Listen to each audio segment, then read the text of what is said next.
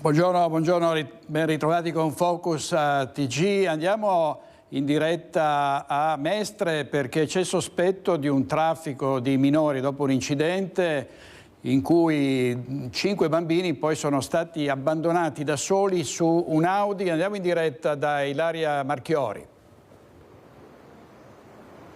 Sì, buongiorno direttore, buongiorno ai nostri telespettatori. Ci troviamo proprio qui a ridosso del passante all'altezza di Spinea, dove un paio di giorni fa, intorno alle 4 della mattina, c'è stato un incidente che però è un incidente su cui aleggia un giallo, così possiamo dire. Perché che cos'è successo? In sintesi lo ripetiamo, un Audi con a bordo 2 uomini e 5 minorenni tra i 5 e i 7 anni è andata contro un furgone che era fermo in sosta per un cantiere, quindi ne è rimasto ferito un operaio e 2 bambini che sono stati poi portati all'ospedale, alla pediatria di Padova, non in gravi condizioni, così nemmeno l'operaio. Però che cosa è successo poi? I 2 occupanti nella parte anteriore dell'auto, quindi chi stava alla guida e chi gli stava di fianco, hanno tentato di fuggire proprio per i campi che più o meno riusciamo a vedere in qualche modo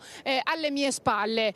Uno è riuscito a cavarsela, l'altro invece è stato fermato dagli agenti della polizia stradale che sono immediatamente intervenuti sul posto, ovviamente insieme al 118. Quello che sta però accadendo in questo momento è che la procura vuole far luce su questa vicenda, perché c'è un'ipotesi di indagine oltre a quella di danneggiamento, perché appunto ci sono scontrati contro questo furgone, e poi ovviamente alla fuga perché hanno abbandonato il luogo dell'incidente e quindi anche l'abbandono di minore. E c'è un'altra accusa su cui la procura vuole far luce, che è quella di favoreggiamento dell'immigrazione clandestina, perché tutti gli occupanti a bordo dell'auto, quindi 2 adulti e 5 bambini, risulterebbero persone di origine medio orientale, e quindi si sta cercando di capire da dove venissero, ma soprattutto dove stessero andando. La procura, lo ripeto, sta indagando su questo incidente che è una vicenda dai contorni strani e su cui si vuole cercare di far luce, soprattutto per quanto riguarda la situazione di questi bambini minorenni, lo ricordiamo, tra i 5 e i 7 anni. Comunque i 2 che sono stati ricoverati, lo ricordo, non sono in gravi condizioni, così nemmeno l'operaio che è rimasto ferito quando c'è stato l'impatto contro il furgone. Questi sono tutti i dettagli qui da Spinea. Se non ci sono domande io restituisco la linea allo studio. Grazie molte a Ilaria Marchiori e a Sandro Ponchio. Vediamo come l'ha titolata questa notizia la Nuova Venezia: l'incidente sul passante, la scoperta di 5 bambini nell'auto, l'ombra del traffico di minori. Gli adulti sono fuggiti dopo lo schianto lasciando i 5 bambini a bordo dell'Audi. Uno di loro è stato fermato, come ci diceva poco fa Ilaria Marchiori in diretta. Vediamo il giallo internazionale della donna scomparsa e che sarebbe stata sepolta a Cogollo del Cengio. Sono state sospese le ricerche e ovviamente si tratta di una ereditiera al centro di una vicenda molto complicata in cui ci sono le accuse dell'ex marito, il quale sarebbe sospettato di un omicidio. Sentiamo. La grande operazione di ricerca di Ana Maria Henao, la statunitense scomparsa a Cogollo del Cengio, restano sospese, ma l'indagine è tutt'altro che conclusa. Per 2 giorni, a ridosso del terzo tornante della vecchia strada del Costo, una cinquantina di uomini hanno setacciato palmo a palmo la zona nel raggio di 300 metri. Polizia italiana e spagnola, vigili del fuoco, unità cinofile del soccorso alpino e un rappresentante dell'FBI americana hanno cercato riscontri riguardo ad una segnalazione GPS di un'auto noleggiata e condotta dal marito proprio da queste parti. L'uomo di origini serbe, arrestato, è in carcere in Florida, è accusato di sequestro di persona della donna da cui stava divorziando. In ballo c'era il patrimonio miliardario da spartire. La donna invece ha fatto perdere le proprie tracce a febbraio a Madrid, in Spagna. Il sospetto degli inquirenti americani è che l'uomo abbia rapito e ucciso la donna, trasportando il corpo dalla Spagna in Serbia con un'auto a noleggio parcheggio, transitando proprio anche nel Vicentino. L'uomo avrebbe potuto già disfarsi del cadavere da queste parti dopo averlo occultato in una valigia. Potrebbe essere nascosto tra gli anfratti della zona boschiva isolata. Al momento vige il massimo riservo delle autorità sullo sviluppo delle indagini di questo giallo internazionale. Servizio di Daniele Garbin della nostra redazione di Vicenza. È in corso intanto in procura a Venezia il secondo interrogatorio dell'ex assessore alla mobilità del comune di Venezia, Renato Boraso, arrestato con l'ipotesi di reato di corruzione. Boraso, dopo aver studiato le carte con il proprio legale Umberto Pauro, era stato sentito per la prima volta lunedì scorso ed è probabile che un nuovo interrogatorio si tenga la prossima settimana. L'uomo è arrivato dal carcere di Padova, dove è ristretto, unico indagato nel penitenziario Due Palazzi, il secondo è tornato in libertà, ed è chiamato a rispondere di 12 atti corruttivi relativi a destinazioni d'uso di aree commerciali, un parcheggio a ridosso dell'aeroporto di Venezia e trattative immobiliari di vario genere. Operazioni per le quali Boraso si sarebbe appoggiato a società immobiliari da lui controllate, facendo favori in cambio di mazzette. Nella vicenda entra anche la vendita di Palazzo Papadopoli a Venezia al magnate orientale Ching Chat Kwong, che è a sua volta indagato, con base d'asta progressivamente ribassata, che sarebbe stata come dire, prodromica all'acquisto da parte dell'imprenditore dell'area dei Pidi di proprietà del sindaco di Venezia Luigi Brugnaro, anch'egli indagato. E su questa vicenda, sull'inchiesta Palude, oggi ripetiamo il secondo interrogatorio di Renato Boraso dopo quello di lunedì scorso durato 8 ore. Facciamo il punto con un servizio della nostra redazione di Venezia. In questo momento preferiamo non fare dichiarazioni e aspettare, farci sentire, confrontarci con i pubblici ministeri. Bocca cucita in attesa dei prossimi 2 interrogatori in procura a Venezia da parte del legale dell'ex assessore comunale Renato Boraso, l'unico ancora in carcere, quello padovano, dell'inchiesta Palude. Il primo lunedì scorso, durato circa 8 ore per rispondere ai 12 episodi di corruzione contestatigli. Accuse che Boraso ha studiato punto per punto durante questo mese di detenzione in carcere per portare la propria versione dei fatti. L'obiettivo della difesa infatti è quello di smontare le ipotesi della procura di aver garantito a imprenditori amici gare ad hoc e provvedimenti urbanistici favorevoli. Secondo l'accusa, l'ex assessore avrebbe emesso fatture per consulenze professionali ritenute invece inesistenti attraverso alcune delle sue società. Intanto il GIP ha accolto l'istanza presentata dai difensori dell'imprenditore Marco Rossini, i quali hanno fatto presente che si è dimesso dalla carica di amministratore della sua società, decidendo dunque che gli arresti domiciliari nella sua casa di Mogliano potevano essere sostituiti con la misura cautelare dell'interdizione dall'attività imprenditoriale e il divieto di contrattare con la pubblica amministrazione per 12 mesi. Secondo il giudice dunque questa misura è sufficiente. La pensava diversamente la procura, che aveva dato parere contrario all'attenuazione della misura cautelare, osservando che le condotte emerse a carico del 59enne attestano, si legge, un suo costante ricorso all'assessore Boraso per assicurarsi che la sua azienda ottenesse l'assegnazione di lavori pubblici di competenza di società partecipate dal Comune di Venezia. Ladri di biciclette, ne abbiamo parlato ieri, un colpo da 100.000 euro a Tazzano X, ma anche ladri scatenati su altri versanti, per esempio quello dei profumi e dei vestiti. Sentiamo. Si stava allontanando dopo aver razziato il negozio OVS di via San Fermo. Un ladro seriale di abbigliamento e profumi è stato arrestato dalla polizia intervenuta dopo la segnalazione del direttore del negozio. Il ladro è un 40enne della provincia di Padova. Era stato visto aggirarsi nel negozio ed araffare 3 beauty case contenenti profumi. Poi si era allontanato facendo scattare l'antitaccheggio. Il ladro, grazie alla descrizione precisa fornita dai commessi e ai poliziotti, è stato bloccato poco lontano in via Tommaseo. Matteo. Nello zaino ancora la merce rubata, si è giustificato dicendo di averla acquistata da un ambulante, ma c'erano ancora le placche antitaccheggio danneggiate. Il quarantenne è stato arrestato e processato per direttissima. Gli agenti hanno accertato che l'uomo nei giorni precedenti aveva commesso altri furti sempre nello stesso negozio di via San Fermo e aveva precedenti per furti di bici e rapine in strada. L'arresto è stato convalidato ed è stata disposta la misura del divieto di dimora nel comune di Padova.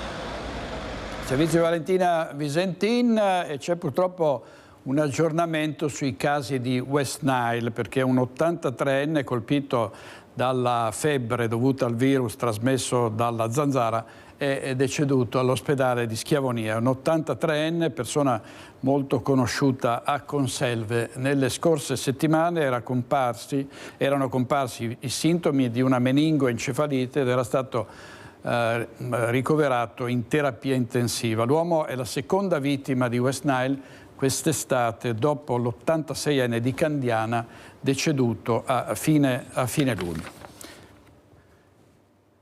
Abbiamo Valentina Visentin, Valentina Visentin in diretta da Padova per un fatto di cronaca gravissimo, cioè una badante ubriaca al primo giorno di lavoro che ha picchiato una novantenne. Andiamo subito a Padova, a te Valentina. Sì, buongiorno direttore, una vicenda incredibile quella accaduta a Padova nelle scorse ore, dove è stata arrestata una badante romena di 50 anni. La donna adesso è stata scarcerata, ma ha provocato il panico in un'abitazione dove era stata assunta per assistere una novantenne. Nel suo primo giorno di lavoro è arrivata completamente ubriaca e non solo ha malmenato la signora, vistosi i lividi che sono stati ritrovati sul suo corpo, ma l'ha lasciata senza cibo per tutta la giornata. Per fortuna si è accorta di questa cosa la sorella ottantenne, che ha subito avvertito il figlio della parente e i carabinieri. Sul posto anche l'agenzia che aveva procurato la badante, ma questa signora in preda ai fumi dell'alcol ha picchiato chiunque avesse a tiro. Non si è calmata nemmeno una volta portata in caserma, quando ha preso a calci nuovamente i carabinieri, e per questo è stata arrestata. È stata scarcerata, ma andrà a processo a settembre. Una vicenda incredibile, purtroppo non è la prima volta che accade in città. Qualche anno fa sempre una domestica dell'est ubriaca aveva provocato confusione in un'abitazione del centro di Padova. Le due signore che sono state malmenate hanno riportato contusioni ed ematomi guaribili in circa 4-5 giorni, ma per loro insomma lo shock è stato forte, sono molto provate da quanto è accaduto. Ricostruiamo con la cronaca questo brutto fatto nel nostro servizio. La linea allo studio. Primo giorno di lavoro ubriaca, crea il caos picchiando non solo l'anziana che doveva assistere, ma anche la sorella della signora e i carabinieri. Dal contratto per un impiego all'arresto il passo è stato breve per una badante romena di 50 anni. La donna era stata assunta per assistere una novantenne padovana, ma nel suo primo giorno di lavoro ha malmenato l'anziana lasciandola a digiuno. Ematomi vistosi notati dalla sorella ottantenne della donna, che era andata a farle visita, trovando la parente visibilmente scossa e in lacrime. La signora ha avvisato subito il nipote e ha chiesto spiegazioni alla badante, ma a quel punto l'ira della cinquantenne romena, in preda ai fumi dell'alcol, si è riversata contro di lei aggredendola.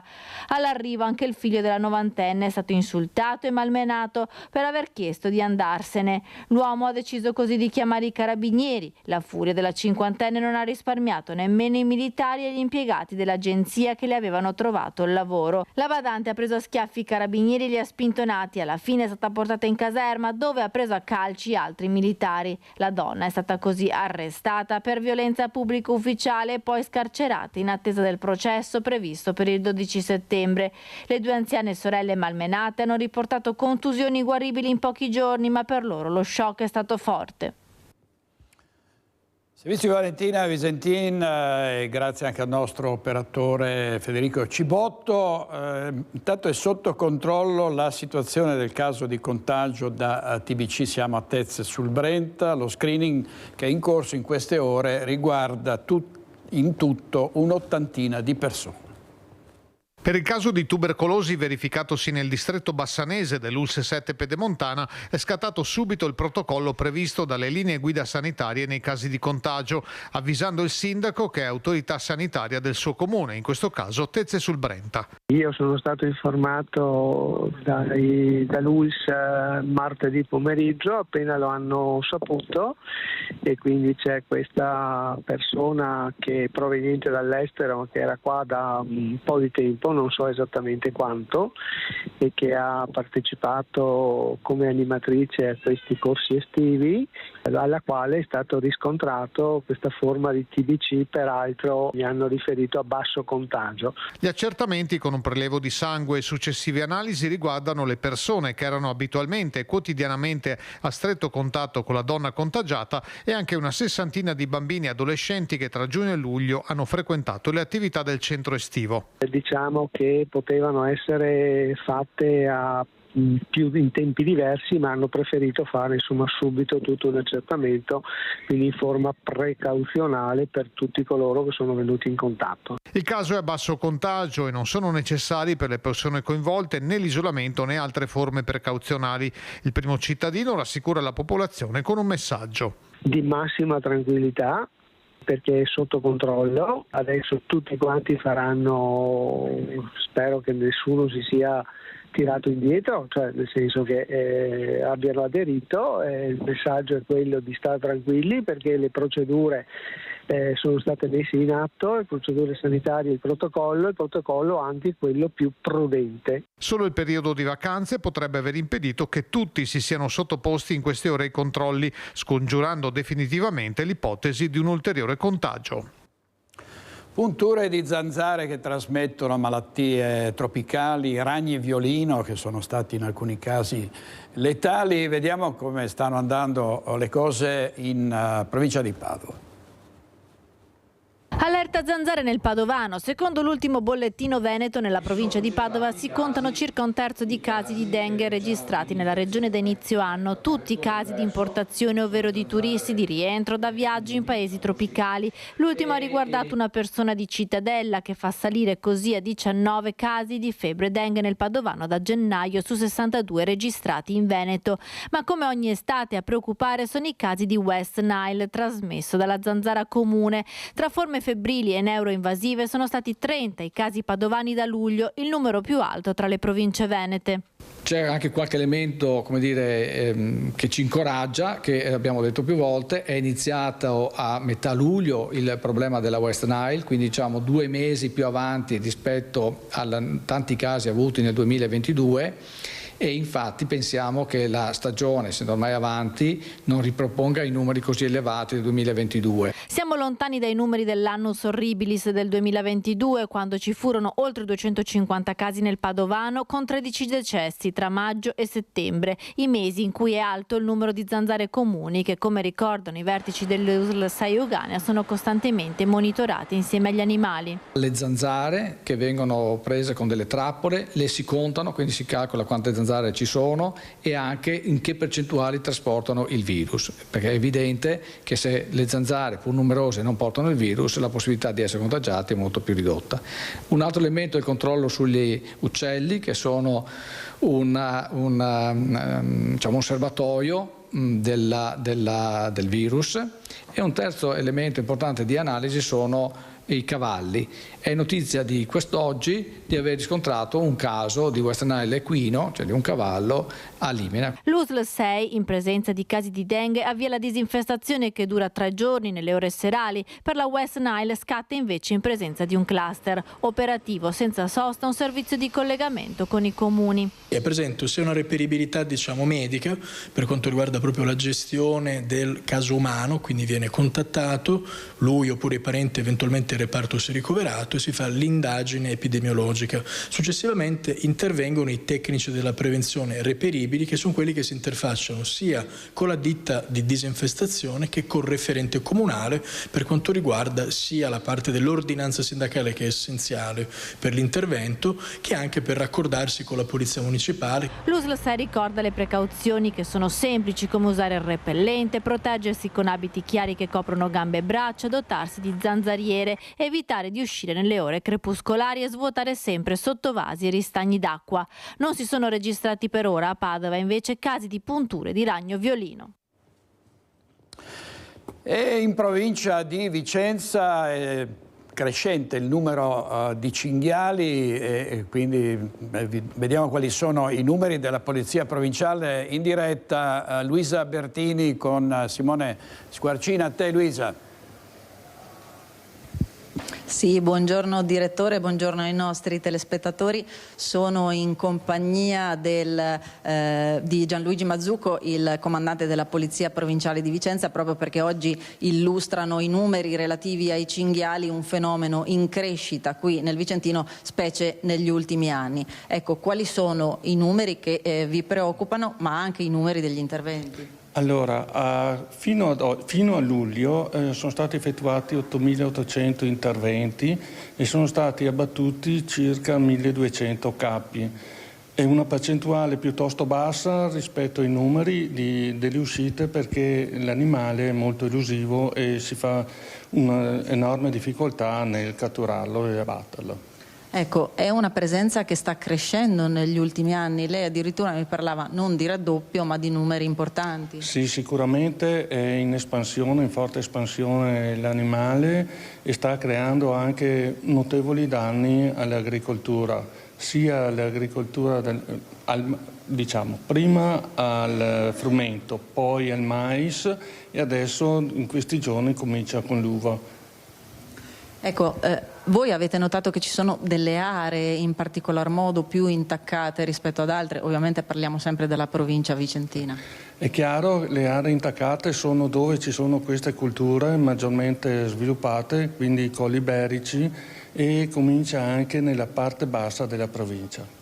Ecco, da qui in avanti qual è la prospettiva? Più uscite da parte della polizia locale, altri strumenti? Allora, noi cerchiamo di coinvolgere il più possibile i cacciatori formati a questa attività di controllo. Possiamo anche noi intervenire, però limitatamente alle nostre forze, e comunque sarà sempre più difficile ridurre questo numero. Eradicarlo, come vorrebbe il PRIO, risulta quasi una chimera. Ecco, abbiamo sentito quali sono i numeri di questa presenza in crescita importante e anche preoccupante per quello che riguarda i danni dell'agricoltura. Io ringrazio il comandante della Polizia Provinciale, lì nello studio. Grazie molte, grazie a Luisa Bertini. Andiamo sull'altopiano a Gaglio, dove continuano le predazioni dei lupi. Qui vicino l'agriturismo e ci sono anche le case, qui a 50 metri, un'altra predazione, l'ennesima, la quarta di quest'anno. Non è possibile una cosa del genere. Non si può arrivare a questi punti. È una vergogna, una vergogna. I lupi tornano in Valbella e a pagare nuovamente il tributo di sangue dovuto ai branchi che si dividono l'altopiano dei 7 comuni è Marino Rigon, allevatore e ristoratore di Gaglio.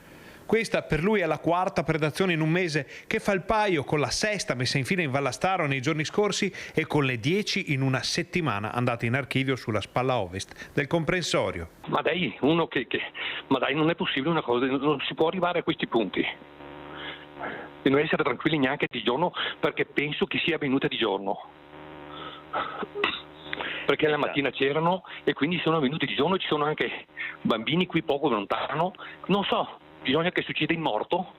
La stessa domanda se la pongono in tanti e ormai tra vicini di casa ci si avverte delle presenze di branchi e di lupi solitari per evitare guai peggiori.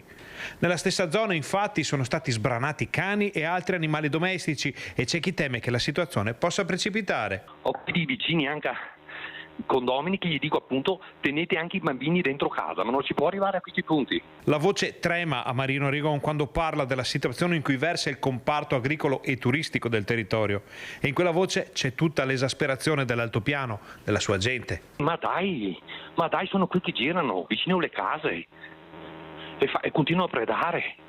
Pensavo di essere un attimo tranquillo e continuano. Non si può, ma dai, bisogna che qualcuno faccia qualcosa, non si può continuare così. E la gestione del lupo selvatico risponde a delle norme europee. Il tema tornerà nell'agenda del Parlamento appena eletto e nella Commissione in fase di nomina. Su questo abbiamo interpellato il parlamentare europeo Paolo Borchia. Le predazioni dei lupi non sono un tema solo nostrano, ne sa qualcosa anche la riconfermata Presidente della Commissione europea Ursula von der Leyen. Un paio di anni fa un pony che teneva nella stalla della sua abitazione in Bassa Sassonia era stato sbranato da un lupo che pochi mesi dopo era stato eliminato perché ritenuto troppo pericoloso e aggressivo. A Bruxelles il tema è già stato dibattuto nell'ottica di un declassamento del lupo, ma senza trovare un accordo. Io veramente temo che un tema così importante al momento sia distante dalla soluzione. Adesso serve trovare il consenso a livello di Stati per andare a modificare la Convenzione di Berna, che è lo strumento giuridico che va a normare quello che è lo stato di protezione del lupo. Il predatore dall'est Europa si è rapidamente diffuso anche nella zona alpina, cibandosi sempre più spesso di animali da allevamento che sono anche fonte di reddito. Io parto dal presupposto che non esistono animali di serie A ed animali di serie B, nel senso che non possiamo pensare che il rispetto debba essere dovuto soltanto al lupo, ma al contrario ci sono anche altri capi che meriterebbero una sensibilità diversa. Trovare un accordo condiviso non sarà facile, avverte Borchia. Quello che un buon parlamentare europeo del territorio deve fare è ascoltare la propria gente, ascoltare le attività produttive montane e poi andare a portare in Europa questa voce, tenendo presente poi le difficoltà che ci sono, ma non per questo serve scoraggiarsi al primo intoppo.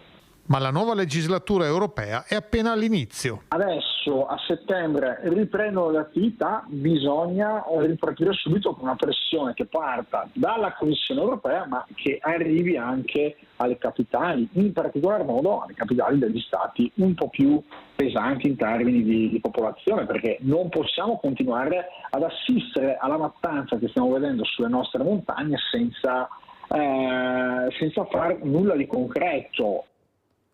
Intervista di Mirko Cavallini. Adesso passiamo dai danni provocati dagli animali a quelli più numerosi causati dagli uomini. Andiamo a Treviso, dove il sindaco Mario Conte ha convocato per lunedì alle 16 un'assemblea generale proprio nella piazza Pio X, dove ci sono stati furti e dove c'è un generale degrado. C'è la macchina, poi c'è appunto il bivacco che c'è a Palazzo Moretti, a Lecca. Sì, non siamo così tranquilli la sera, siamo sempre in tre, oppure ci sono anche i clienti che tra virgolette ci fanno da protezione e non rimaniamo mai da sole, però insomma uscire con l'incasso, comunque uscire con qualcosa, c'è sempre quella piccola ansia da donna soprattutto e anche da lavoratrice. L'ultima lamentela in ordine di tempo è quella di una residente della centralissima piazza Pio X che al ritorno delle vacanze ha trovato la casa svaligiata e si è sfogata dicendo che se ne andrà da Treviso. Ma è solo l'ultimo episodio di una lunga sequela di disagi che hanno per epicentro via Risorgimento e l'ex Eca, dove oggi sono ospitate alcune persone senza fissa dimora che nel tempo avrebbero contribuito a portare disagio e degrado. La passeggiata di oggi non ha evidenziato particolari problemi, ma, ci dicono alcuni residenti che hanno voluto restare anonimi, è solo perché è giorno e perché il comune si è affrettato a pulire dopo la recente denuncia per furto. Di sera non passeggerei da queste parti, spiega una signora, mentre un'altra racconta invece che non percepisce tutto questo pericolo. Tra i commercianti c'è chi non vuole parlare, mentre al bar Ostinate, aperto in via dei Dall'Oro da 2 anni, troviamo più disponibilità a fare il punto della situazione. La paura un po' per i vari furti che ci sono stati anche qua in zona vicino a noi, un po' la sentiamo. E la sera quando chiudiamo comunque presto, durante la settimana alle 10. E durante il weekend a mezzanotte abbiamo sempre un po' di ansia se siamo da sole, controlliamo 2 volte che tutto sia chiuso, che l'allarme sia inserito correttamente.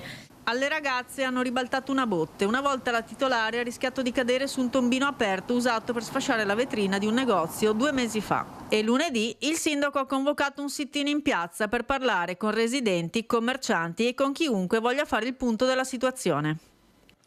Servizio di Elena Dal Forno. Oggi in regia ci sono Andrea Basso e Italo Morao, adesso restiamo a Treviso, andiamo davanti al tribunale per la morte del 18enne trovato morto sulla Pontebana. Sotto interrogatorio l'infermiera che aveva chiesto per prima i soccorsi e ha detto non sono stata io ad investirlo. In diretta Lucio Zanato.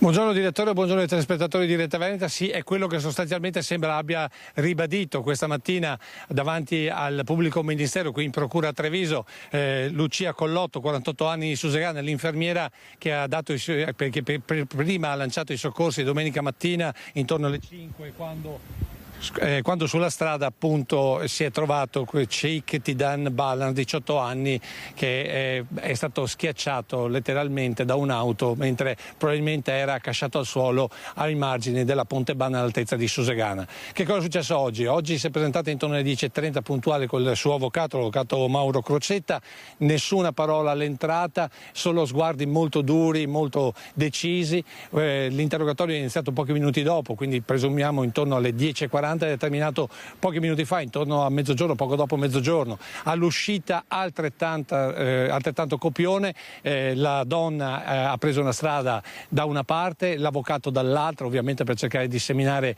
i cronisti che stavano attendendo per avere qualche dichiarazione, e bocche cucite soprattutto dall'avvocato, che non è un bel segnale, significa che evidentemente il pubblico ministero, che magari forse era più incline nel cercare di trovare una soluzione, va detto che la Pontebana in quel punto è buia, che la vittima è di carnagione scura, che era vestito di scuro e che era accasciato al suolo. Diciamo che tutto questo comporta evidentemente a dare delle attenuanti nel caso di omicidio stradale. Questa era l'ipotesi su cui verteva sostanzialmente l'interrogatorio di oggi, ma sembra che le cose non siano andate bene, almeno da come appunto dal comportamento all'uscita dal tribunale. Bisogna dire che soprattutto la Lucia Collotto è sembrata molto provata da questo incontro con il pubblico ministero. Altra notizia invece riguarda l'auto, pare che ci saranno degli ulteriori controlli sulla vettura, sulla Clio, l'auto della donna in questo momento rimane sotto sequestro, saranno fatti molto probabilmente domenica mattina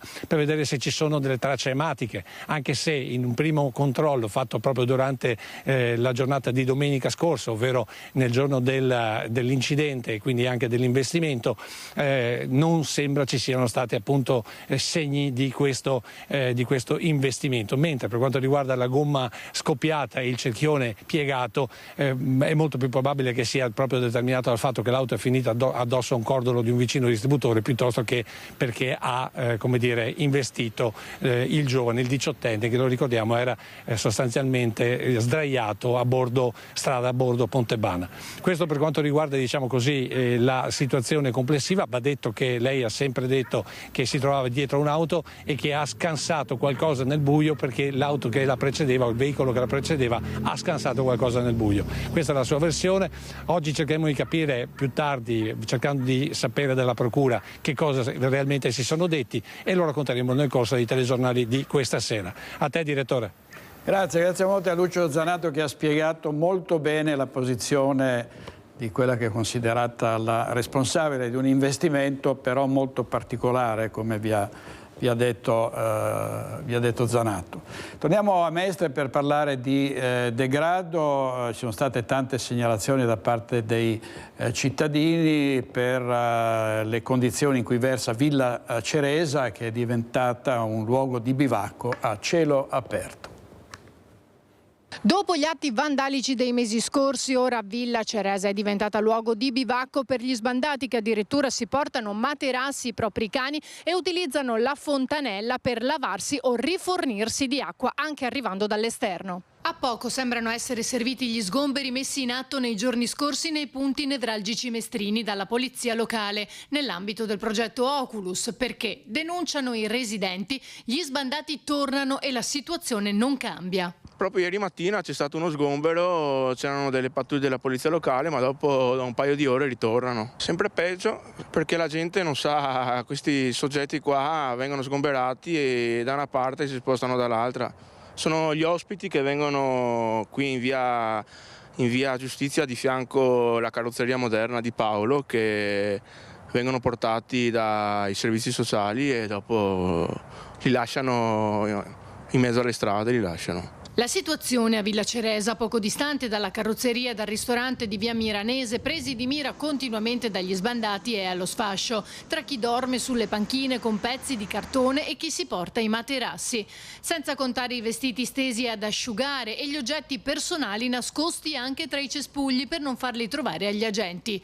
E poi sporcizia, siringhe, escrementi. Sembra che non si voglia risolvere il problema alla radice. Va trovata una soluzione, va trovata una soluzione assolutamente. La situazione di Villa Ceresa è particolarmente complessa anche perché da anni si rimpallano le responsabilità sul suo destino, che al momento sembra essere ormai solo quello di un luogo da bivacco. L'assessore comunale alla sicurezza Elisabetta Pesce però rassicura. La polizia locale dice sta lavorando e nel caso in cui si ripresentassero nuove intrusioni risponderà in modo tempestivo come è sempre stato fatto. Servizio di Ilaria Marchiori, caccia ai vandali che hanno infranto a Montecchio Maggiore un'ala e la coda del Leone di San Marco. Vediamo il servizio di Luisa Bertini.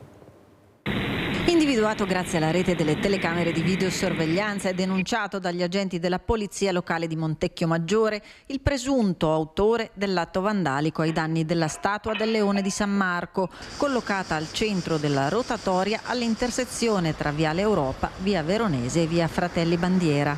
Ho chiesto alla ditta che aveva già sistemato l'opera un sopralluogo per verificare se si può sistemare il danno in loco o se dobbiamo spostarlo in laboratorio. Successivamente ci manderanno il preventivo e la fattibilità della sistemazione dell'opera. Tutto è partito da quando il 16 agosto una pattuglia aveva rinvenuto un sasso voluminoso con il quale era stata presumibilmente abbattuta parte dell'ala e la coda della scultura. Le indagini immediatamente avviate si sono focalizzate sulla visione delle immagini registrate da tutti gli impianti privati di videosorveglianza presenti in zona. Sempre di più saremo in maniera concreta, utilizzeremo questo strumento e andremo avanti a implementare quel che è su tutto il nostro territorio questo tipo di sorveglianza e ci permetterà sempre di più ad avere certezza nei reati che verranno commessi contro il patrimonio del nostro Paese.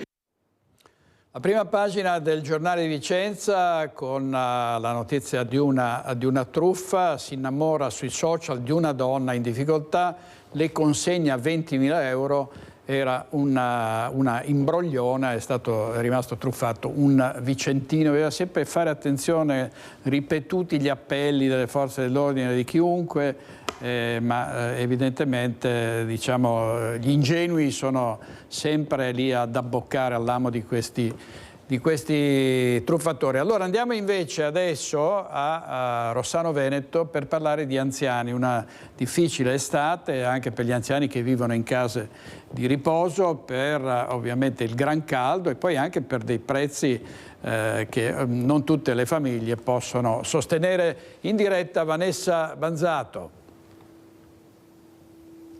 Buongiorno a te direttore e a tutte le persone che ci stanno seguendo. In effetti gli anziani, come hai appena detto tu, sono le persone più fragili, particolarmente toccate da questo caldo torrido dell'estate 2024 e ne sanno qualcosa proprio i due enti principali che a Rossano Veneto si occupano specialmente di anziani, ovvero i referenti della casa di riposo Villa Aldina e il comune. Nello specifico io mi trovo assieme all'assessore ai servizi sociali di Rossano Veneto Elga Battaglin e alla referente degli infermieri della casa di riposo Villa Aldina, sempre qui a Rossano Veneto, Viorica Rodaro. Ecco. Assieme a voi vogliamo cercare di capire in casa di riposo, nella struttura di casa di riposo, quanto abbia influito il caldo soprattutto per gli anziani e poi cercheremo di capire anche come il comune si sta muovendo per venire incontro alle persone fragili appunto che si trovano alle prese con il caldo torrido. Come vi siete mosse all'interno della casa di riposo della struttura? Allora, come in tutti gli anni, noi seguiamo il protocollo dell'ULSS numero 7, che è praticamente la base di tutto quanto, e prima di tutto abbiamo sempre monitorato le temperature negli ambienti, cercando di tenerli freschi e cerchiamo anche di idratarli in maniera nella maniera più adeguata possibile. Adeguata possibile, ecco, e con cibi, con le bevande di vari gusti in base anche alle persone che abbiamo. Teniamo conto che abbiamo persone che, non lo so, preferiscono più bevande di un certo tipo come di un altro. Certo. Sono tanti anziani. E poi cerchiamo di non portarli fuori dalla struttura. Abbiamo qua un bel giardino, come si vede, però in certi orari della giornata cerchiamo di tenerli dentro. E sta riuscendo questa cosa? Cioè gli anziani non hanno sofferto particolarmente, almeno stando dentro? No, stanno dentro, certo, e anche i parenti quando li portano fuori in certi orari, certo, quando è più fresco, e poi anche l'alimentazione ricca di verdure e di frutta, specialmente. Senta una cosa, per quanto riguarda invece, la interrompo un attimo, per quanto riguarda invece l'epidemia di Covid che ha coinvolto inevitabilmente anche la vostra struttura, come vi siete mossi? Beh, noi l'abbiamo affrontata con serenità, diciamo, e abbiamo seguito sempre le regole date da ULSS. La dottoressa Bianchin, che è il nostro medico curante della struttura, ha dato indicazione di usare le mascherine e poi noi abbiamo fatto dei tamponi, abbiamo cercato di lasciare libere le visite. Sì. Abbiamo abbreviato i tempi, però le abbiamo sempre lasciate libere le visite. Abbiamo cercato un pochino di isolare i casi, quei pochissimi, certo, casi che abbiamo avuto, e con serenità e con buona collaborazione di tutti quanti, anche i parenti, anche e ringrazio anche loro perché sono stati molto gentili e hanno capito che il loro contributo è molto importante. Certo. Abbiamo affrontato in maniera serena e credo anche buona tutto questo percorso. Certo, Assessora Battaglin, il ruolo del comune è fondamentale, soprattutto quando si tratta del cercare di venire incontro alle persone fragili. Ci sono i centri diurni per gli anziani, ci sono anche tanti aiuti che bisogna dare anche economicamente agli anziani, perché purtroppo sappiamo che non sempre ce la fanno ad affrontare i momenti più difficili. Sì, sicuramente. Noi anche durante questo periodo estivo il nostro ufficio dei servizi sociali è sempre disponibile e accoglie tutte le richieste dei nostri anziani. E in questo momento il centro ricreativo è in pausa estiva, ma riprenderà il 10 di settembre, perché poi da settembre iniziano tutte le attività. Mi preme dire che dopo tanti anni, il 1 di settembre ci sarà anche il pranzo dell'anziano, ritorna qui a Rossano in collaborazione con la parrocchia, e poi dal 12 di settembre ci saranno 4 appuntamenti nelle casette di quartiere proprio dedicati alle persone over 60, dove ci saranno dei intrattenimenti, ci saranno dei giochi, ci saranno comunque l'incontro col fiorista, insomma tante attività per tutti i gusti. Ecco, l'attenzione principale alla fascia più fragile. Sì, sicuramente la fascia più fragile, un'attenzione adesso dal punto di vista culturale e ricreativo, come dicevamo, gli aperitivi in casetta, comunque il centro ricreativo. Da ottobre inizierà l'Università della Libera Età con gli incontri culturali, però c'è sempre un'attenzione per la nostra fascia, per i nostri anziani. Ecco, rapidissimamente, prima di chiudere, quanti casi si sono verificati al momento di Covid? Beh, pochissimi, abbiamo avuto proprio pochi casi isolati, niente di che, quindi non abbiamo avuto tanti casi di... In vista dell'inverno, come vi state preparando?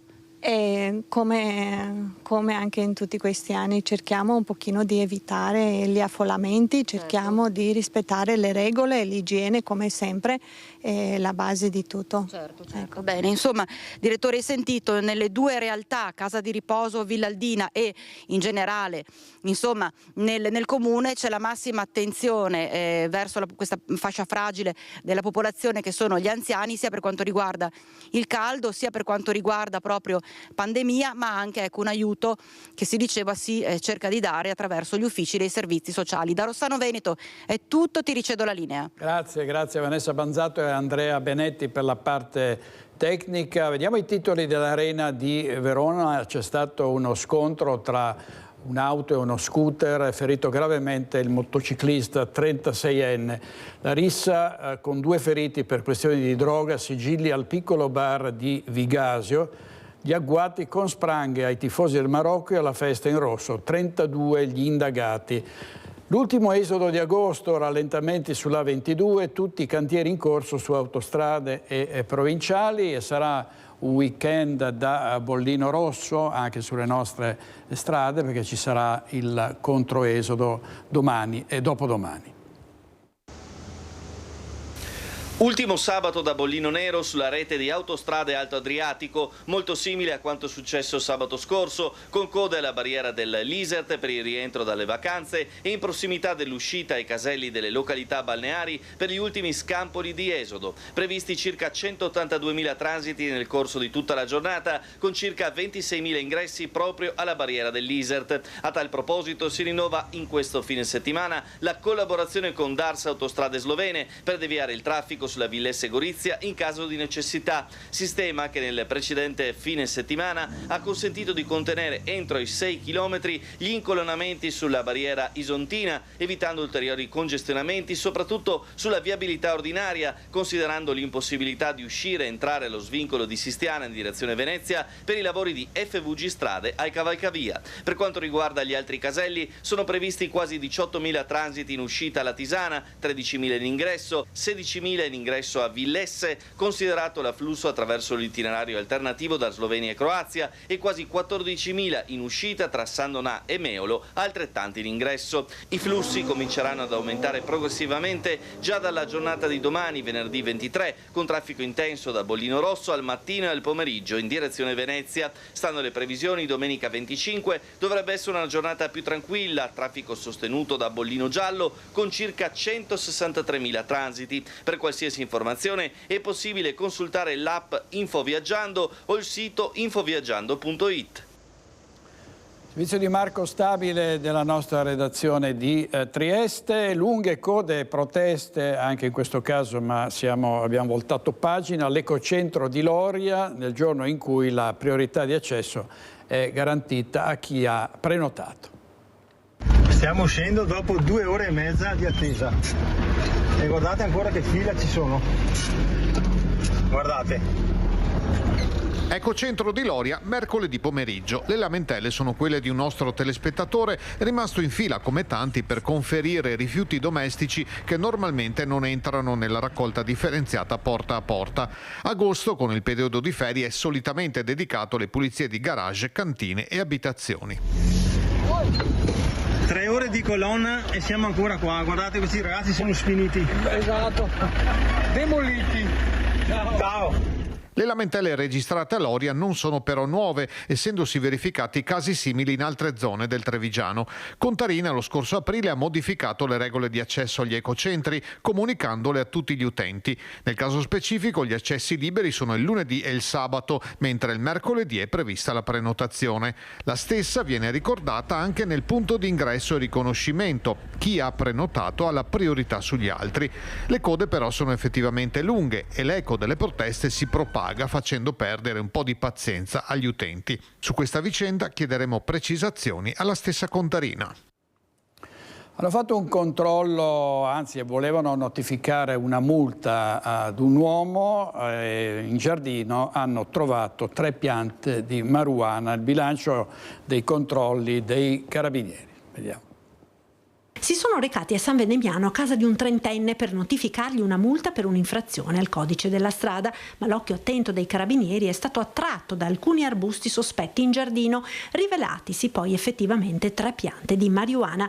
Nell'abitazione del giovane sono stati trovati sequestrati anche 2 barattoli di vetro contenenti altri 75 grammi di marijuana. L'uomo è stato segnalato alla prefettura. Nell'ambito dei controlli antidroga dei carabinieri nelle ultime ore, da segnalare la denuncia di un 21enne a Cordignano, in un parco pubblico, trovato in possesso di alcune dosi di hashish, marijuana ed un bilancino di precisione, mentre a Crocetta del Montello è stato denunciato un 30enne di origini marocchine che alla vista dei militari ha cercato di lanciare sotto una siepe un panetto di circa 30 grammi di hashish. La droga è stata recuperata e sequestrata.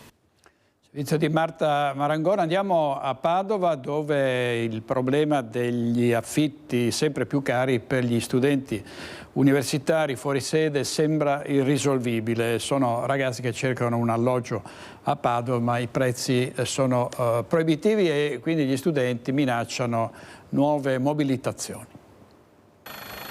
In questi giorni Padova sta tornando piano piano a ripopolarsi di studenti universitari, ma per chi arriva in città da fuori sede trovare un alloggio a prezzi dignitosi è un evento raro. Quando sono arrivata qua 5 anni fa l'avevo scelta perché era un connubio tra buona università e affitti non troppo costosi. Arrivata al quinto anno di università è diventato un po' più difficile, i miei genitori devono sostenermi per la maggior parte delle spese, perché ormai non si riesce più a vivere neanche in una doppia con un prezzo onesto. Cercavo una stanza singola, era una priorità che mi ero messa in testa e appunto cercavo anche una zona abbastanza sicura, anche per i miei genitori che comunque siamo abbastanza lontani, loro sono marchigiani, volevano sistemarmi una zona sicura, quindi hai un affitto di 400 euro almeno per una stanza singola, poi ci sono tutte le spese condominiali perché più è buona la zona, più protetta, più anche i condomini che trovi chiedono un pochino di più. Il mercato immobiliare è drogato, si moltiplicano le richieste e i prezzi salgono. Per una singola si arriva a pagare dai 450 ai 500 euro al mese, spese condominiali escluse si intende, una cifra insostenibile per tantissime famiglie. Per una doppia è difficile scendere sotto i 300 euro se si sceglie di restare nei quartieri centrali. I prezzi sono più contenuti se si cambia quartiere e si esce un po' verso l'Arcella. È stato difficile trovarlo, pago attorno ai 400 euro per una singola e anche in una zona non troppo centrale. Avevo cercato 5-6 appartamenti prima, alcuni fanno addirittura le selezioni, insomma non è facile, ci serve tempo. Bisogna iniziare a interessarsi sicuramente qualche mese prima, molti, e gli affitti dipende da dove ti trovi, dalla zona. Io sono stata fortunata, quindi mi bacio le manine. Il trend dei rincari è in costante crescita, con singole che crescono del 14% secondo un dato nazionale e doppie del 6%. La denuncia anche di Udo, l'Unione degli Universitari Padovani, che un anno fa si era mobilitata dormendo in tenda nel cortile del Bo. I posti letto in residenzialità pubblica sono 1.500 a fronte di oltre 70.000 iscritti. Esue al lavoro per aumentare l'offerta, ma serve anche uno sforzo dalla regione, dicono gli universitari, che sono pronti a tornare in piazza a protestare. Intanto la ricerca di un alloggio è difficile e lunga. Il tempo di organizzarsi con loro dell'appartamento è andato via perché appunto non ti danno nessuna sicurezza. Siamo rimasti comunque nei tre, alla fine abbiamo trovato un'agenzia a cui poterci affidare e abbiamo trovato alla fine venendo solo a Padova, grazie a Dio solo una giornata, perché molte persone devono venire più volte e come fuori sede è molto difficile spostarsi, e poi alla fine siamo riusciti a firmare un contratto, ma tenga conto, ho iniziato a cercare verso giugno, ho firmato il contratto i primi di settembre. Ma quanto ci hai messo a trovarlo? Allora, abbiamo cercato un paio di mesi e poi i suoi genitori avevano dei contatti con delle agenzie e abbiamo visto il posto e preso subito, però sì. Siete fortunati? Sì, anche perché l'abbiamo preso a giugno per ottobre. Servizio di Valentina Visentin, prezzi alle stelle anche per i canoni di affitto di negozi e bar veneziani. Il presidente di Ascom Venezia lancia l'allarme e punta il dito contro la legge Bersani. Canoni quintuplicati, affitti commerciali che negli anni a Venezia si sono impennati. Per un negozio in centro storico ormai si arriva a pagare dai 5.000 euro in su, per un bar o un ristorante si parte in media dai 10.000. La conseguenza è stata l'avanzata del food, ma anche la cacciata di molte attività, dagli alimentari all'artigianato, che non avevano margini sufficienti per reggerli. A lanciare l'allarme è il presidente dell'Ascom. Ci sono troppi ristoranti, ci sono troppi locali, dobbiamo ritrovare un giusto equilibrio, la giusta distanza tra un locale e l'altro, tra un negozio e l'altro, e un giusto mix di merceologie come era antecedentemente alla legge Bersani. Secondo il presidente, infatti, il problema risale proprio a quella legge che dal 1999 ad oggi ha governato il paese in tal senso. Nel 1999 vengono abolite le tabelle merceologiche, le licenze commerciali fino a 250 metri quadrati diventano libere, e questo ha fatto sì che sia aperta la possibilità per tanti di aprire un negozio e ha dato la possibilità a tante persone di trovare un lavoro e di iniziare una nuova vita. A distanza però di 25 anni l'analisi che mi sembra più corretta fare è che abbiamo creato la possibilità per i titolari degli immobili in cui insistono i vari punti vendita di poter applicare degli affitti oggi insostenibili da parte di molte aziende. Tutto questo penso che negli anni dovrà essere risolto per ridare a Venezia un equilibrio commerciale che oggi non c'è più. Sono tornate al Pala Verde le campionesse olimpiche dell'Imoco. Andiamo subito in diretta da Elena Dal Forno e Alberto Pivetta per la parte tecnica. Buongiorno a tutti i telespettatori qui dal Pala Verde. Oggi un'emozione incredibile, sono arrivate le campionesse olimpiche qui con noi, proprio Mochi De Gennaro, il miglior libero del mondo. Mochi, facci vedere subito questa medaglia, eccola qui, che emozione, incredibile. 1500 persone oggi a venirvi a festeggiare, forse non si erano mai viste. No, di solito il Pala Verde è sempre pieno, ma vedere così il primo allenamento che siamo ritornate, diciamo tutte, è sempre bello ritornare qui a casa, condividere queste emozioni anche con tutti i nostri tifosi, quindi bello tornare. Che emozione si porta dentro Mochi De Gennaro? È un'emozione molto forte. Rivivi un po' tutti i sacrifici e tutto il duro lavoro che hai fatto negli anni, quindi per questo devo ringraziare anche questo club che mi ha permesso in questi anni di crescere e quindi per poi poter raggiungere questo risultato, quindi grazie all'Imoco Volley. C'è ancora un po' di stanchezza o c'è solo il grande entusiasmo della stagione incredibile che sta per cominciare? No, solo entusiasmo, voglia di ritornare in palestra, di conoscere le ragazze nuove e di riprendere questa stagione. Grazie mille, complimenti ancora. Adesso siamo con il presidente Garbellotto, ha fatto una squadra, ha detto, sulla quale non tramonta mai il sole, perché ha preso dal Giappone alla Cina al Brasile. È una battuta perché a me piace la storia. Il dottor Pietro Maschio ha fatto una squadra, credo, veramente importante, una squadra che forse non si era mai vista nella pallavolo italiana, sicuramente non negli ultimi anni. Credo che sarà un anno entusiasmante, credo che questo entusiasmo che ci sta anche coinvolgendo oggi fa capire come sta la pallavolo dopo queste medaglie olimpiche. Sarà un anno stupendo da fare insieme. Ecco, lei ha detto proprio sarà l'anno 2.0 della pallavolo femminile, questo sport si è rilanciato definitivamente. Comincia oggi la pallavolo 2.0 perché la vittoria alle Olimpiadi dà una spinta incredibile a tutto il movimento, l'abbiamo visto oggi, 10 volte tanto le persone che abitualmente venivano al primo allenamento. Ecco Presidente, la saluto con una battuta, se deve scegliere proprio un trofeo quest'anno, quale sceglierebbe? Come sempre lo scudetto del pubblico. Grazie mille, vi restituisco la linea su queste immagini di questo entusiasmo incredibile. Ci risentiamo poi per i telegiornali serali con ulteriori approfondimenti. Grazie a tutti. Grazie Elena Dal Forno, Alberto Pivetta, al presidente Garbellotto e a queste ragazze straordinarie dell'Imoco. Chiudiamo questa prima parte del telegiornale con il Teatro Astra. Il buco sul tetto dell'Astra resta scoperto e si riflette sul futuro dello stabile. Sentiamo uno sconfortato Alex Giuliano. Continua a piovere sul bagnato quando a Bassano si parla di teatro cittadino, più che altro perché in quello che una volta era il teatro cittadino continua a pioverci dentro. Il perché è presto detto. Come vi abbiamo raccontato a inizio agosto, i temporali e il vento forte avevano danneggiato la struttura a copertura del tetto, facendo volare via alcuni teli di protezione. E così, ancora adesso, il buco dell'Astra è tornato alla mercé del maltempo.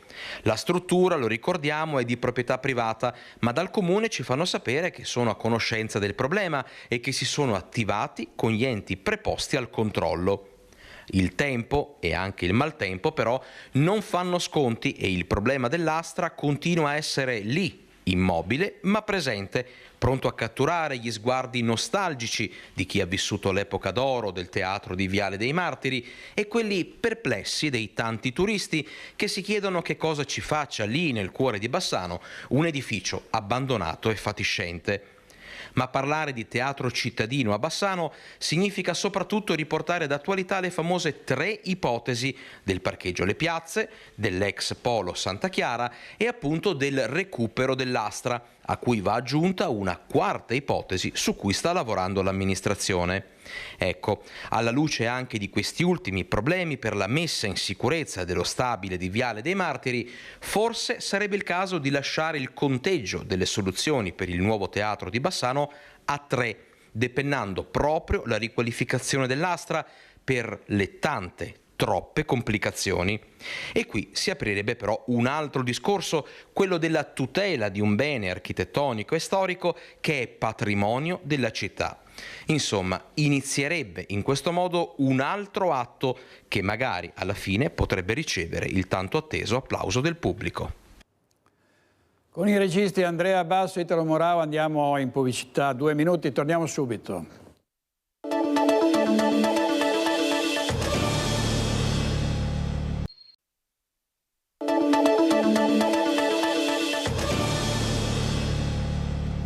Il governatore della Sardegna Alessandra Todde ha impugnato davanti alla Corte Costituzionale la nuova legge Calderoli sull'autonomia differenziata. Il governatore del Veneto Luca Zaia non le manda a dire. Sentiamo. Il governo non ha bisogno di avvocati difensori, si difenderà avanti la Corte Costituzionale, ma il Veneto pensa di essere assolutamente danneggiato dal fatto che qualcuno vada a fare ricorso contro una legge che permetterebbe a noi di avviare un progetto di autonomia. Referendum e ricorso alla Corte Costituzionale. C'è un doppio fronte di attacco all'autonomia e la Lega, con il centrodestra non proprio così unito, prepara le contromosse. Se di fronte alla richiesta di consultazione popolare, quorum di 500.000 firme già raggiunto, sarà quello di spiegare ai cittadini la bontà della riforma e predicare eventualmente l'astensione nel caso in cui il referendum passi, il Veneto si prepara a proteggere l'autonomia di fronte ai giudici del Palazzo della Consulta. Il casus belli è l'iniziativa della presidente pentastellata della regione Sardegna, Alessandra Todde, che ha deciso di impugnare l'autonomia davanti alla Corte. Quello che veramente non funziona è che le regioni del nord sono state infrastrutturate negli ultimi decenni con i soldi di tutti i cittadini italiani, ha detto dopo aver formalizzato il ricorso alla Consulta.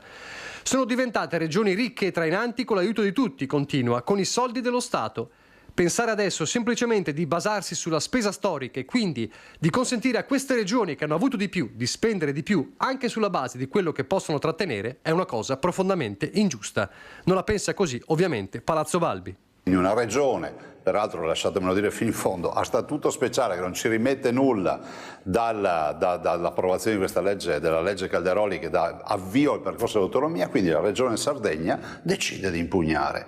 Vorrei ricordare a tutti che addirittura per ragioni di statuto speciale e per le province autonome è prevista che la regione in causa possa chiedere l'applicazione della legge se le conviene oppure no. Noi diciamo a tutti che la loro libertà finisce dove inizia la nostra e la nostra libertà vogliamo che sia rispettata, quindi ci presenteremo in Corte Costituzionale ad opporci al ricorso della Sardegna. Così il Presidente Zaia, e ne abbiamo parlato ieri sera a Focus. Sentiamo cosa ha detto l'ex parlamentare del Carroccio Giuseppe Paolin. Genere.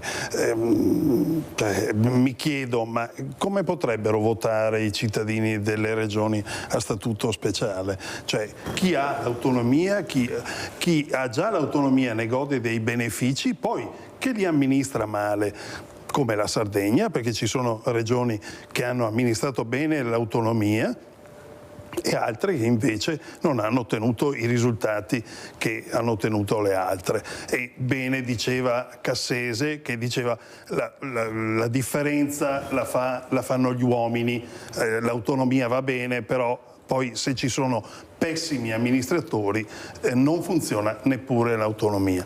Quindi è sconvolgente che una regione, ma siamo abituati alle follie dei 5 Stelle e si sono riconfermati. Ricordiamo che l'autonomia è stata introdotta dal Partito Democratico nel 2001, ha modificato, l'intento era quello di limitare l'ascesa della Lega e ha introdotto questa autonomia che, ricordo, non toglie un centesimo a nessuno. Cioè, L'autonomia che è prevista dice che lo Stato passa i soldi che usa per amministrare una funzione, li passa alla regione che si arrangia ad amministrarsela. Quindi non toglie un centesimo a regioni a statuto autonomo e neanche a quelle ordinarie. Quindi non riesco a capire. Capisco la manovra dell'opposizione che ha trovato una bandiera su un argomento che è futile perché non si occupa di veri problemi, ma va dietro a questa che secondo me, e giustamente lo ripete Zaia, è il futuro, il decentramento amministrativo e portare più vicino ai cittadini l'azione dello Stato che amministra. Allora, questo era l'ex parlamentare Giuseppe Paolini ieri sera a Focus. Sentiamo sull'aumento dell'IRAP. Il 28 agosto è previsto il faccia a faccia tra l'assessore regionale al bilancio Calzavara e Fratelli d'Italia per discutere della decisione che ha lasciato perplessi i meloniani, ma a chiedere un confronto di maggioranza e anche Forza Italia da subito critica con il provvedimento. A parlare oggi con una nota è la capogruppo degli Azzurri in Consiglio regionale Elisa Venturini, che dice il tema dell'aumento IRAP e più in generale della fiscalità regionale è certamente molto importante. Io penso che anche Forza Italia abbia necessità di chiedere chiarimenti. Forza Italia non è presente in giunta ed anche per questo un momento di confronto con i consiglieri, dice la Venturini, penso sia indispensabile. C'è lo scontro all'interno della maggioranza sullo Ius Scholae dopo l'apertura di Antonio Tajani appunto allo Ius Scholae, con una vivace protesta da parte di Matteo Salvini che addirittura ha detto a questo punto il governo può essere a rischio se Tajani insiste. Noi abbiamo sentito alcuni sindaci padovani, le ragioni di due primi cittadini che la pensano in modo opposto. A poche settimane dal ritorno in classe degli alunni, il tema dello Ius Scholae divide i sindaci del Veneto, una regione che dopo Lombardia ed Emilia-Romagna è tra quelle che conta la maggiore presenza di studenti stranieri. Anche in provincia di Padova i primi cittadini si interrogano. Favorevoli alla cittadinanza per i ragazzi stranieri che hanno portato a termine il percorso scolastico non sono solo i sindaci Dem, ma anche il sindaco socialista liberale Riccardo Mortandello di Montegrotto Terme, che nel 2022 aveva portato in Consiglio Comunale una mozione per chiedere al Parlamento di approvare una legge sullo Ius Scholae. Pretendere che in Italia ci sia lo Ius Scholae non è una battaglia ideologica, ma è una vera e propria battaglia di civiltà. Serve come l'ossigeno una riforma seria della legge sulla cittadinanza e lo Ius Scholae lega l'acquisizione della cittadinanza al compimento di un ciclo di studi.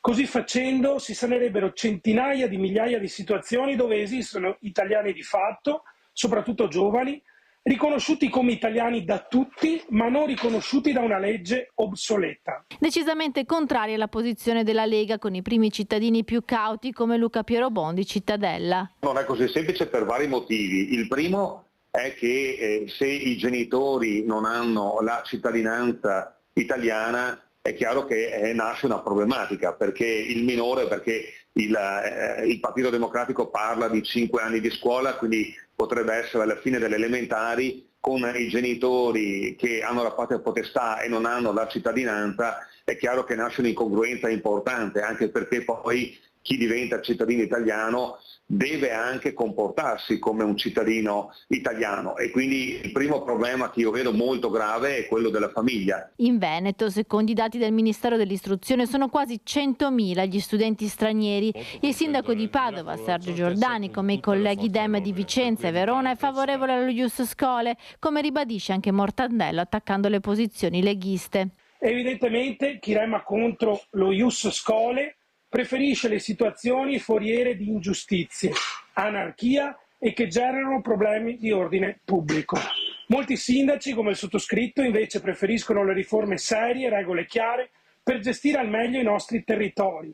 Lo Ius Scholae va in questa direzione, adegua una normativa alla realtà vera. Per Piero Bon, sindaco del Carroccio, si deve pensare anche al contesto familiare per rivedere l'assegnazione della cittadinanza. Ad oggi chi si presenta nei comuni per la cittadinanza, più di qualcuno conosce poco o nulla del territorio in cui vive da più di 10 anni, alcuni addirittura fanno fatica anche a parlare in maniera corretta anche l'italiano, e quindi ecco, se prima di preoccuparmi di dare la cittadinanza a chi ha fatto 5 anni di scuola, mi preoccuperei di vedere che chi diventa cittadino italiano sia effettivamente un cittadino italiano a tutti gli effetti, magari applicando delle norme che esistono già negli altri stati, tipo la Svizzera, tipo gli Stati Uniti. E a Bassano del Grappa Chiara Gagliani è andata a sentire cosa pensano dello Ius Scholae i cittadini. Si parla in questi giorni di Ius Scholae, di dare la cittadinanza italiana a chi ha frequentato un ciclo di studi in Italia, chi ha frequentato la scuola in Italia. Secondo lei è giusto? Credo di sì, perché oramai, voglio dire, se sono anni che sono in Italia, che hanno fatto la scuola e tutto quanto, penso che ne abbiano anche il diritto. Giusto, se un bambino nasce in Italia, si studia in Italia e si immedesima in quello che è l'Italia, insomma l'italianità, per me va benissimo, di qualsiasi colore sia. Se si integrano dopo un periodo di tempo, credo non sia una cattiva cosa, anche perché in un mondo così globalizzato io credo che sia il futuro. La migliore integrazione è vivere con gli altri all'interno di un paese, e quindi penso sì, sia giusto. Quindi una volta che si è compiuto un ciclo di studi si è integrati e si può essere cittadini. Sicuramente, anche perché le fondamenta della cittadinanza penso siano la cultura, il rapporto con gli altri, col prossimo. Penso di sì che sia importante. È giusto secondo lei? Sì, dare la cittadinanza. Secondo me sì.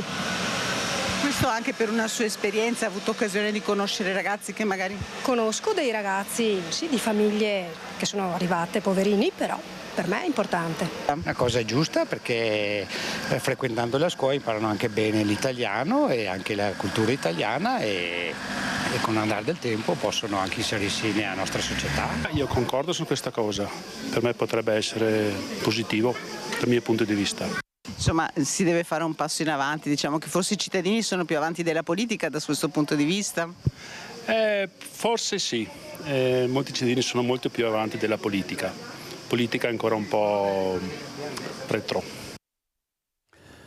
Di nuovo la linea Lucio Zanato per l'inchiesta sulla morte del 18enne trovato cadavere sulla Pontebana. A te Lucio.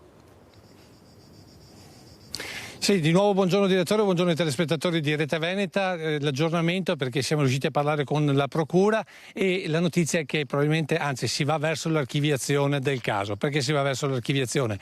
Perché le conseguenze portano tutta una tragica fatalità. Quali sono le conseguenze, almeno secondo l'idea del pubblico ministero che sta seguendo il caso, ovvero Michele Peremugnan? Ovvero, il primo caso è la situazione contingente. Il giovane era disteso a terra. Stando alle prime analisi dell'autopsia aveva addosso un alto tasso alcolico, quindi non era presente a se stesso. Altro caso, quel tratto di Pontebana non è illuminato, di notte è completamente buio, lui ha la carnagione scura ed era vestito di scuro, quindi difficilissimo da individuare anche ad una velocità regolamentare per quel tratto di strada. Cosa probabilmente è successo, anche ribadito poi naturalmente dalla 48enne, dall'infermiera Lucia Collotto di Susegana, che in questo momento è l'unica indagata per il caso con l'ipotesi di omicidio stradale. È successo che alle 5 del mattino di domenica una fila di probabilmente 3 auto a un certo punto è arrivata al punto dove questo giovane lungo la Pontebana era disteso a terra, pare o dormente o comunque colto da malore. La prima auto probabilmente avrà visto visto qualcosa sarà riuscita a schivarla, la seconda seguendo la prima anche, la terza, ovvero l'automobile dell'infermiera, non sarebbe riuscita a schivare il giovane investendolo. Questa è l'ipotesi più probabile, ma ripetiamo, tutto questo legato a un'ipotesi di tragica fatalità con cause determinate dal momento e soprattutto dalla situazione psicofisica del giovane, per cui la notizia qui da Palazzo di Giustizia è che probabilmente si va verso l'archiviazione del caso. E con questo è tutto, a te la linea. Molte, Lucio, una svolta importante in questo fatto di cronaca. Andiamo a un'altra storia, cioè potrebbe diventare un caso da giustizia amministrativa, il recupero delle spoglie di 2 soldati italiani intrappolati per oltre 100 anni sulla Regina delle Dolomiti e ritrovati lunedì scorso nell'area di Forcella Serauta e trasferiti senza l'assenso della sovrintendenza di Trento nella camera mortuaria di Canazei. Sentiamo Tiziana Bolognani. Il ritrovamento è stato fatto da un dipendente della società Marmolada delle Funivie che andava a controllare per il recupero di teli. Sono i teli che protegge la neve. Racconta così Attilio Bressana, vice direttore del Museo della Grande Guerra di Punta Serauta, il più alto d'Europa, a 3.000 metri di quota, la circostanza del ritrovamento delle spoglie di 2 soldati italiani caduti in una delle sanguinose battaglie che si consumarono contro l'esercito austro-ungarico tra il 1915 e il 1918. A fare la scoperta un dipendente della Marmolada Funivie tra Cima 11 e la catena del Serauta, dove sono posizionati i teloni che proteggono il ghiacciaio della Marmolada. Subito mi ha avvertito me e io il giorno dopo, subito ho avvertito i carabinieri di Canazei e il giorno dopo mi sono recato sul posto e per tempo è arrivata la Guardia di Finanza del Soccorso Alpino e Passarolle e abbiamo fatto il recupero di 2 corpi. Ossa e brandelli mummificati che il ghiaccio ha conservato per oltre un secolo, catalogati come reperti archeologici per il cui recupero e i successivi accertamenti sarebbe dovuta intervenire la sovrintendenza di Trento. Secondo indiscrezioni, l'intervento svolto senza considerare che quelle spoglie dovevano essere trattate alla stregua di reperti archeologici potrebbe aver resa vana la straordinaria possibilità di attribuire una identità certa ai 2 soldati che sono stati da subito associati alla brigata dei Fanti da Como in luogo di quella da Alpi. È stato confermato anche da altri storici, è stato confermato che Como. Che sarebbero della brigata Como? Sì, che loro erano a distanza sul Col di Lana. Il conflitto di attribuzione si gioca sul colore delle mostrine, blu quelle della brigata Como, verdi quelle della brigata Alpi, che combatté in trincea sul confine della Marmolada, della quale mancano all'appello le spoglie di 10 soldati, tra loro l'ufficiale bellunese Toigo di Pedavena. Le spoglie sono state trasferite nella camera mortuaria del cimitero trentino di Canazei e al termine degli accertamenti su disposizioni di onor caduti di Roma potrebbero essere trasferite al sacrario dell'Aiten ad Asiago, anche se il vice direttore del Museo Serauta sta lavorando per altra degna sepoltura sul Col di Lana. Tento di fare la possibilità di seppellirli nel cimitero militare di Salesei del Col di Lana. I tempi per il collocamento delle spoglie dei 2 soldati al momento sono ignoti e certo dipenderà anche dalla risoluzione del conflitto di attribuzione di competenze per il quale la battaglia potrebbe trasferirsi nelle aule della giustizia amministrativa. Andiamo in pubblicità, altri 2 minuti e poi riprenderemo con l'invasione degli scout a Verona.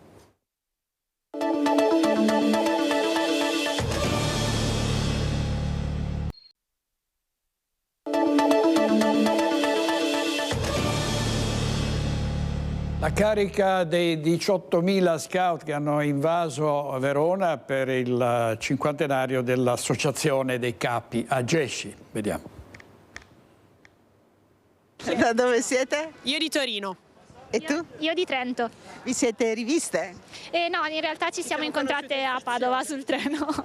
E quindi avete fatto un po' di strada insieme già? Sì, sì, sì. È uno spirito scout questo? Assolutamente sì, la strada è l'emblema dello spirito scout, quindi sì. Si sono conosciute in treno e stanno per incamminarsi, ognuna con il proprio gruppo di riferimento, verso Villa Buri e il campeggio di Borgo Roma, dove 18.000 scout si accamperanno per 3 notti durante la Route Nazionale 2024 che celebra i 50 anni dalla nascita della Gesci. In stazione a Verona, zaino in spalla, fazzolettone attorno al collo, la prima accoglienza di chi, e lo hanno fatto 8 su 10 tra i partecipanti, ha scelto il treno per arrivare da tutta Italia all'insegna della sostenibilità.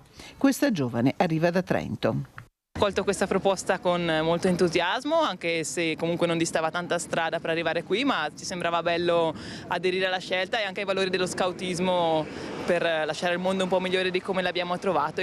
Di dove siete? Roma 128, gruppo di Roma vicino alla parrocchia San Filippo Neri e San Lino. Che cosa vi aspettate da queste giornate di felicità? Sicuramente tanti incontri, esperienze nuove, conoscenze nuove. Sarà qualcosa di super positivo. Perché si sceglie di diventare scout? Io credo che uno non faccia gli scout, ma uno è scout. Quindi quando tu scegli di diventare capo testimoni tanti valori dello scoutismo, che sono valori universali, quindi cristiani, ma della vita quotidiana e comunitaria. Quindi un po' essere capo scout vuol dire anche un po' testimoniarli e portarli nella quotidianità. Ad accogliere i capi scout in stazione il Masci, il gruppo adulti, operativo a Verona già da lunedì. Noi siamo qui per accoglierli, per dare indicazioni, appunto per dare le prime informazioni e poi loro si avviano ai loro sottocampi. Generazioni di felicità è proprio, io l'ho vissuto da bambino fino ad oggi, si genera felicità vivendo lo scoutismo. Lo scoutismo è conosciuto per i bambini o i grandi in pantaloncini corti che dormono in tenda, fanno altre miliardi di cose che li rendono partecipi di questo mondo. Una 4 giorni in cammino fatta di incontri, tavole rotonde, festa, momenti di servizio, quella che partirà stasera, e nel rispetto della scelta sostenibile anche il menù dalla colazione alla cena sarà vegetariano. E il menù vegetariano vi spaventa? No, siamo pronti a tutto. Un pochetto, un pochino, però siamo propositivi. La chiusura domenica con la messa celebrata dal cardinale Zuppi, presidente della CEI. Questo raduno nazionale sarà l'occasione per riflettere sui 2 pilastri di questa associazione dei capi scout, cioè il relazionismo, il rapporto con gli altri e il rispetto del prossimo. 18.000 capi che arrivano da tutta Italia, Verona diventa davvero la capitale dello scoutismo in questi giorni, ma uno scoutismo che ha tanto ancora da dire. Sì, uno scoutismo che ha molto da dire, uno scoutismo che non si presenta qui a Verona per festeggiare semplicemente un compleanno, quindi un'importante ricorrenza, ma uno scoutismo che rilancia la propria proposta educativa, il proprio rapporto coi territori, il proprio metodo educativo dei giovani e delle giovani generazioni per i prossimi 50 anni e non solo.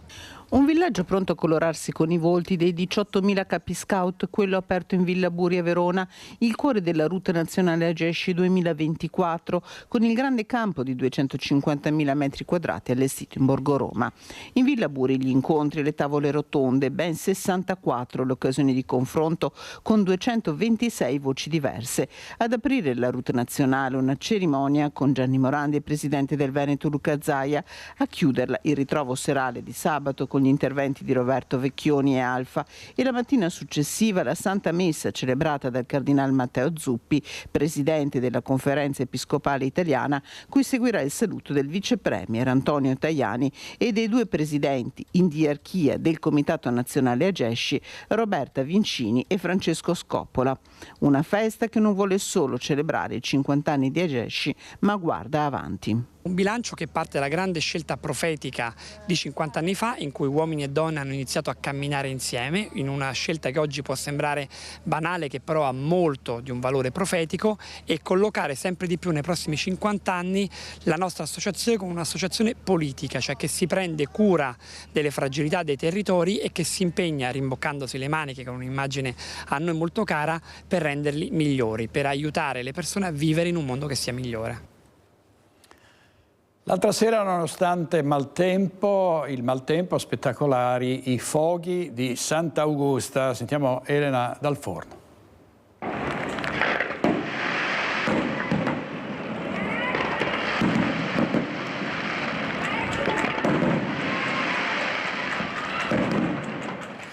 La pioggia non ha fermato i fuochi di Sant'Augusta, che ieri sera hanno illuminato il cielo di Serravalle per la tradizionale e centenaria festa della Santa, che si concluderà solo stasera. Anticipati di un'ora per permetterne lo svolgimento, i fuochi hanno richiamato, causa maltempo, un po' meno folla del solito. Molti hanno infatti preferito restare a casa a goderseli all'asciutto su Tenda TV, che ha trasmesso le immagini della festa.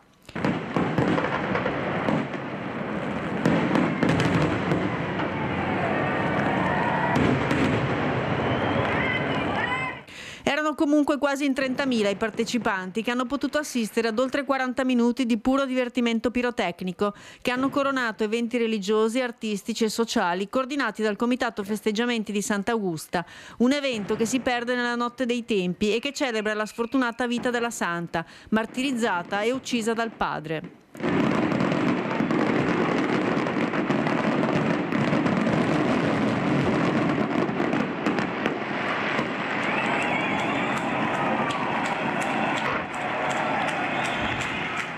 La festa, iniziata il 17 agosto, ha registrato il pienone ovunque, nei musei, che nella circostanza erano aperti gratuitamente, nel Duomo di Serravalle per la devozione a Sant'Augusta, dove è stata anche esposta l'urna con le sue spoglie mortali.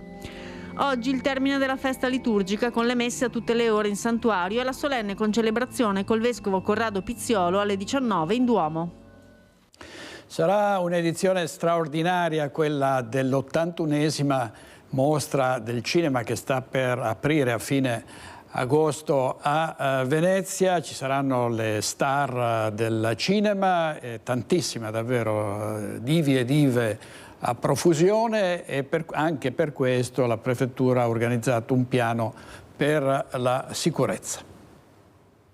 Sarà un Lido di Venezia come sempre sorvegliato speciale, con una massiccia presenza di forze dell'ordine per un servizio costante e continuo, ma sempre all'insegna della massima discrezione, quello che accoglierà tra pochi giorni la 81esima Mostra Internazionale d'Arte Cinematografica di Venezia, già dal giorno della sua preapertura, martedì 27 agosto, vigilia dell'inaugurazione, fino a sabato 7 settembre, serata di chiusura e premiazione. Il Comitato per l'Ordine Pubblico e la Sicurezza si è riunito nella sede di Ca' Cornera Venezia e ha affrontato le varie linee guida del piano. E sarà proprio la Prefettura, con il prefetto Darco Pellos, ad avere in mano la regia e il coordinamento del delicato piano, con una partecipazione interforze di tutte le forze dell'ordine. L'area della Cittadella del Cinema sarà presiedata 24 ore su 24, con banchi di accesso e interamente pedonale in lungomare Marconi nel tratto tra via Angelo Emo e via delle Quattro Fontane. Anche dal cielo, come l'anno scorso, ci saranno riprese girate poi alla Smart Control Room del Tronchetto per eventuali opportuni controlli.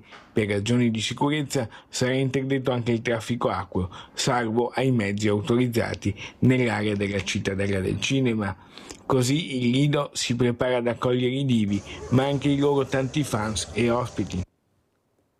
Servizio di Lorenzo Maier, è tutto per oggi. Ci vediamo stasera a Focus. Gli ospiti sono Paolo Bonafè, Alain Luciani, Laura Puppato, Giorgio Tronca e Massimo Venturato. Grazie ai nostri registi che sono Italo Morao e Andrea Basso. Ci vediamo stasera. Buona giornata.